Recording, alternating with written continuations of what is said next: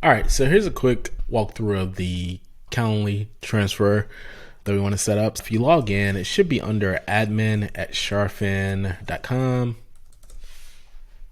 Actually, I want to go to login. Let's do it now. admin@sharfin.com, and then you go here. There it goes. Should be able to just log in with Google,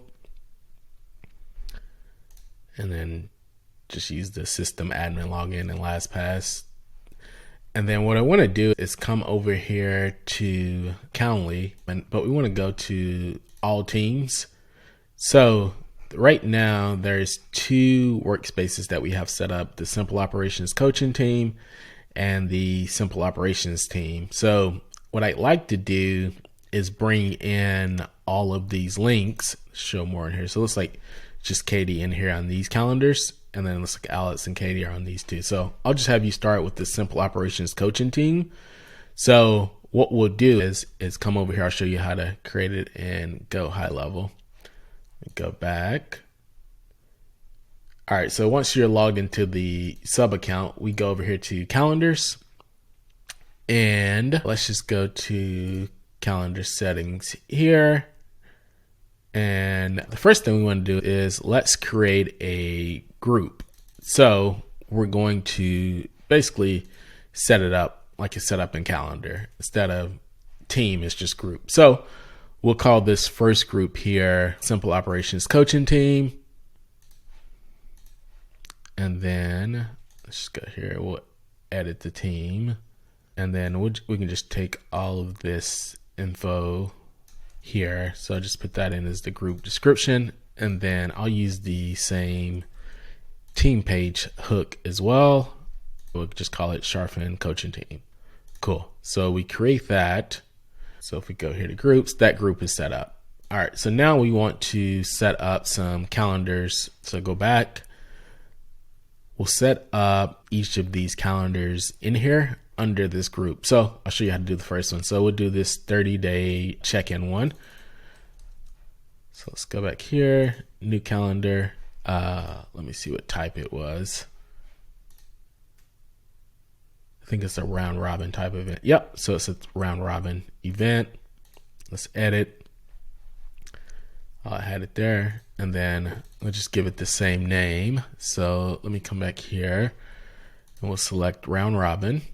And for the user, we just want to add, let's just do Katie in here for now because she's the only one. We'll leave it custom for now, the meeting location, and then I'll come back later and have her set up her Zoom integration. But for now, just do medium priority custom, and then we'll use the same name, and we can use the same description here, and we will use the same slug as well. And the widget type is fine. And then appointment title, we'll just call it, we can have it be contact name, and then we'll just call it 30-day check-in call here in the appointment title. And then the color is fine. Save and continue. And then we want to match up the rest of the stuff in here. So right now it's just Katie in here. There's nothing with advanced settings. And we'll match all of this as well. So 30-minute intervals. I don't think there's a limit there.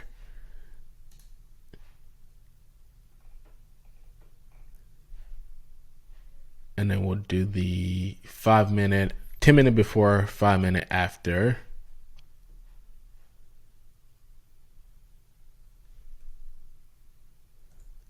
Let's just do that.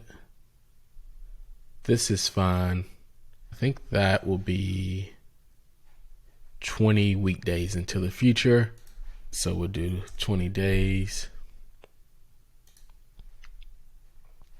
This is at least a day before, and then this is 20 days into the future. And we'll just do, for availability, we'll just leave it like this for now, unless we can see if Katie has, okay, cool. We'll just do it like this because Katie has exclusive hours. So we'll just match the hours in here. So just Wednesday and Thursday from 10 a.m. to 4 p.m. So let's just do that.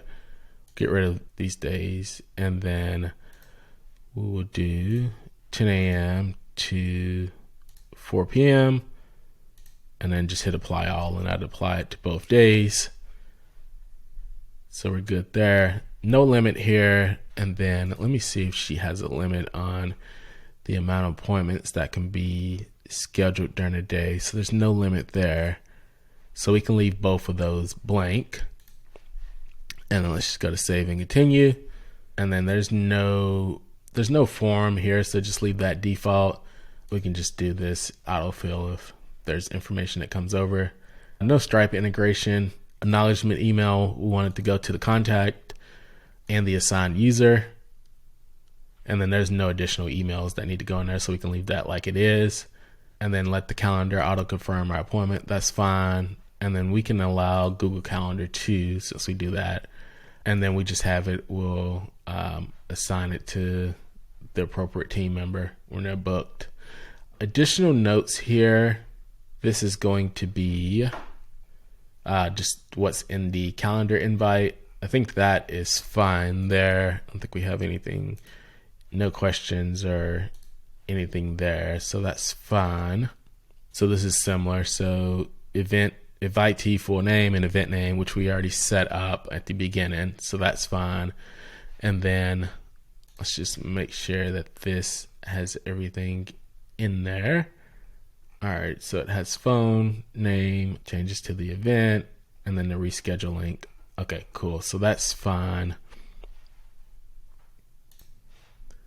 All right, maybe for here, we just add the event name in there, and then it has the phone number, email, and then they have the schedule link. So that's fine there. No Facebook Pixel ID for now. And then let's see if there's a custom redirect for the confirmation page. So this is just the Calendly confirmation page. So that's fine. So there's nothing custom there. So we can just use the custom thank you method there. And we will complete the event.